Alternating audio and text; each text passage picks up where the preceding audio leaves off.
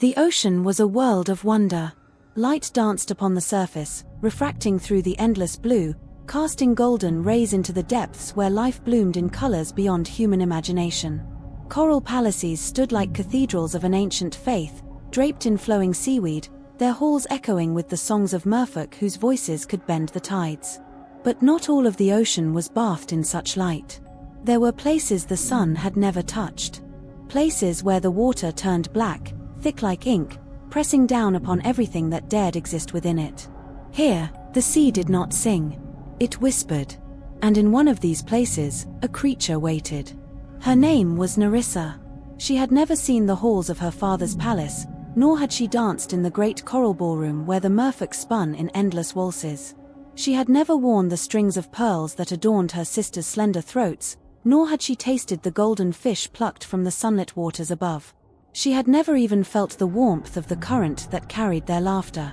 Because she was not like them.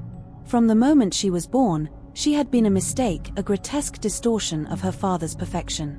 Triton, the mighty ruler of the seas, had sired many daughters, each one more beautiful than the last. Their hair shimmered like strands of moonlight, their tails flowed like silk, their voices could lure even the hardest hearts to ruin. But Nerissa, she was a thing best left unseen. Her body was twisted where it should have been graceful, her scales the color of sickened flesh rather than gleaming sapphire or jade. Her eyes, wide and too large for her face, bulged grotesquely from her skull, and her mouth too wide, too full of jagged teeth, could never form the sweet songs her sisters sang so effortlessly. Her tail, the symbol of a mermaid's elegance, was wrong. Thick, uneven, its fins torn and jagged as if the ocean itself had tried to tear her apart the moment she was born. Her mother had screamed when she saw her. Her father had turned away. And so Nerissa had been cast into the dark. Her prison was a sunken grotto, carved deep into the bones of the ocean floor, where no light could reach, no curious eyes could wander. She lived among the blind creatures that slithered through the deep, feeding on whatever scraps were tossed her way, fish already half-rotted, sea urchins with spikes barely removed. She had no voice. She had no place. She had no name, not really. Her father refused to speak it. Her sisters had never even been told of her existence. She was nothing but a shadow, a shame, a secret drowned beneath the weight of a kingdom that pretended she did not exist. But she did exist. And she saw. The walls of her prison were thick, but water carried sound, and the ocean was always speaking. She heard the distant songs of the court, the melodies of celebration. She listened as her father's booming laughter carried through the currents, as her sisters' voices wove through the tides in perfect harmony.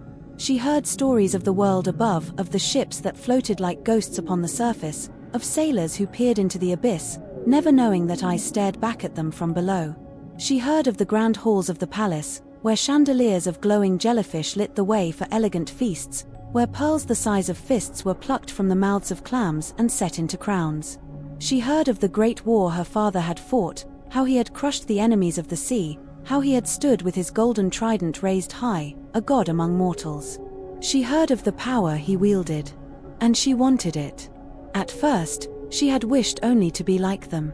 She had imagined herself at their side, swimming in harmony, her laughter joining theirs as they explored the wonders of the deep. She had dreamed of a father who would smile upon her, of a mother who would brush her hair, of sisters who would take her hand and lead her into the light. But dreams were cruel things. Because every time she closed her eyes and wished, she would wake to the cold walls of her prison, the crushing darkness pressing against her skin, the taste of salt and rot thick on her tongue. And slowly, her longing curdled into something else. Something black. Something hungry. It was not fair. She had done nothing to deserve this. She had been born of Triton's blood, just as they had. She was of the royal line. She should have been bathed in pearls, in gold, in power. But she had been stolen from it. And if the ocean would not give her what was hers, she would take it. The first time she tried to escape, she had been barely strong enough to push against the walls of her grotto. But time had given her strength. Time had given her rage. She clawed at the rock, her jagged nails scraping deep into the stone. She bit at the walls, her teeth tearing into the flesh of her prison. She slammed her body against it, again and again, until her bones ached and her flesh split. But the walls did not break. So she waited. And she listened. And one day, she heard something new. The voice was old, older than the ocean itself. It slithered through the cracks in the stone, a whisper so faint she thought at first it was the current playing tricks on her mind. But then it spoke again. It knew her name. It had been waiting for her. And it had a gift. Nerissa pressed her ear against the stone. The voice hummed to her, a melody that wrapped around her bones, that crawled into the empty spaces inside her and filled them with something terrible. It was a song of the abyss, of the things that lurked beyond the reach of light, of power older than the gods of the sea.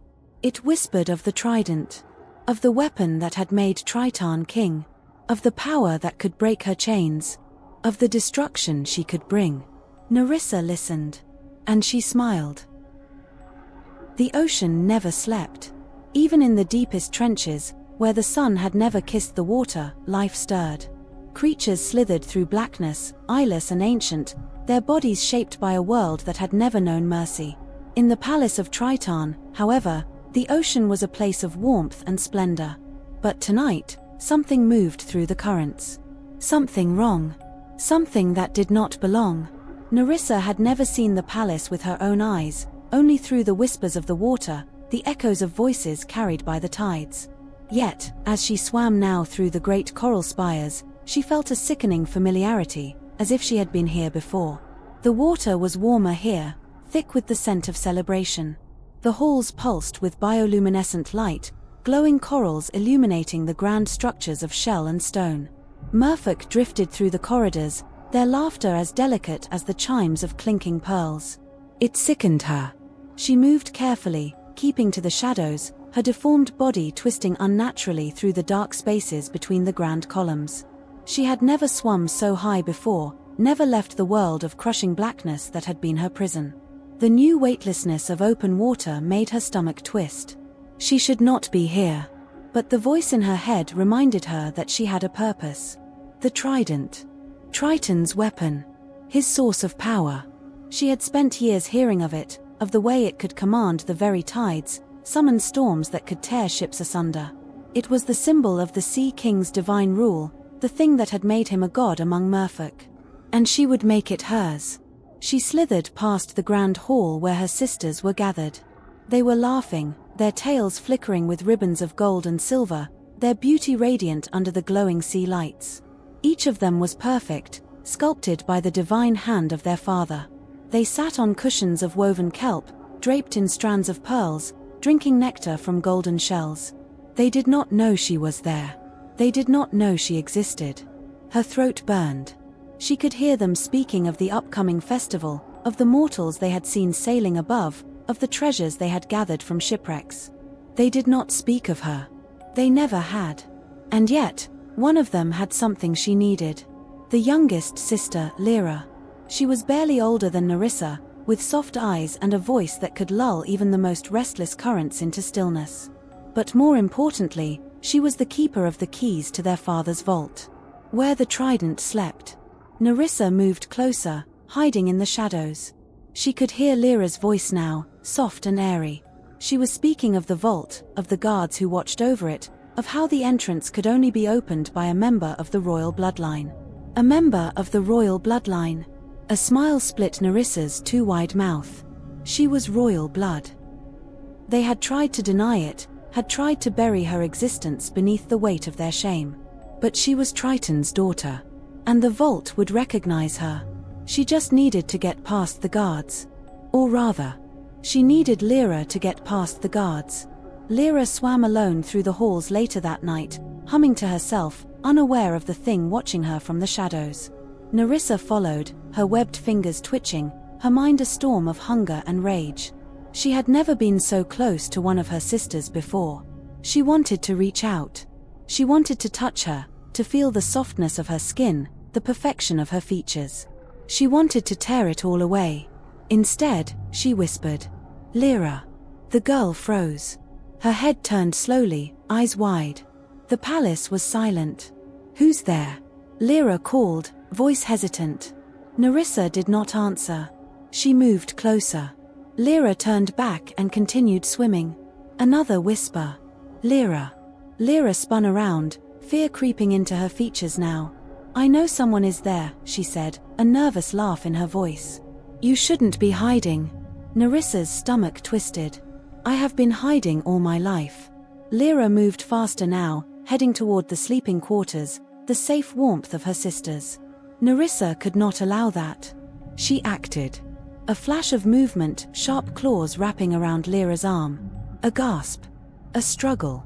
Lyra's hands grasping at the water, her tail flicking wildly. A muffled scream swallowed by the sea. Then silence. Bubbles floated to the surface. Lyra was still. Her eyes wide. Her throat no longer singing. Her hands, limp. Nerissa released her, watching as her sister's body floated downward, disappearing into the dark trenches below. She had taken her first life. It felt right. Now, there was nothing between her and the trident. The vault doors were carved from obsidian, ancient symbols etched deep into their surface, glowing faintly in the dark. The guards stood motionless, spears gripped in firm hands. They did not acknowledge her approach, why would they? They had no reason to suspect a monster would come knocking at their god's door. Nerissa swam forward. The vault doors stirred. The magic within them recognized her. They obeyed her blood. The guards turned in alarm as the doors began to move, the heavy stone splitting apart with a deep groan. Nerissa did not give them time to react. She struck. A swirl of movement, sharp teeth flashing, claws tearing through flesh. The water turned dark around her. By the time the doors had fully opened, the guards were sinking, their bodies lifeless, their blood trailing behind them like ribbons. Nerissa stepped inside. And there, resting upon a pedestal of black stone, was the trident. It was more magnificent than she had ever imagined. The gold pulsed with a deep, inner glow, its three prongs humming with the power of the sea itself.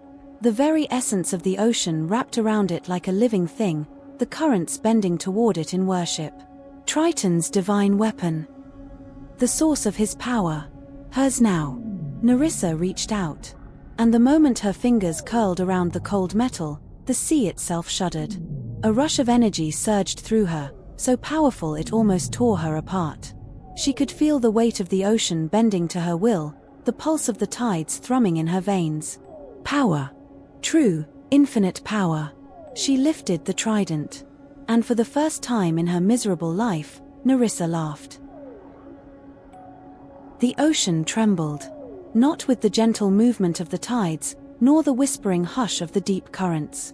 No, this was something else. Something ancient. Something wrong. The palace of Triton had stood for centuries, a beacon of power beneath the waves. It had seen wars, storms, and the deaths of kings. But it had never witnessed this. A daughter of the deep, deformed and forgotten, had risen from the shadows. And in her hands, she held the weapon of a god. The moment Nerissa grasped the trident, the sea obeyed. The power surged through her like a living force, twisting, writhing, consuming every inch of her wretched body. Her spine cracked. Her twisted limbs stretched unnaturally, her grotesque form shifting, reshaping. The water pulsed around her, bending to her breath, the very ocean trembling at her will. She was no longer a castaway, no longer an abomination to be hidden. She was divine. She was vengeance. And they would all suffer for what they had done. The palace shattered. A tidal wave erupted from the heart of Triton's kingdom, tearing through coral towers, shattering luminous spires. The merfolk screamed, their songs turning to cries of terror as the water itself betrayed them. Triton himself burst from his throne room, his once golden eyes darkening with horror. And there she was. Floating above the ruins, the trident gripped in her clawed fingers. His forgotten daughter. His disgrace. Nerissa, his voice was not the roar of a king.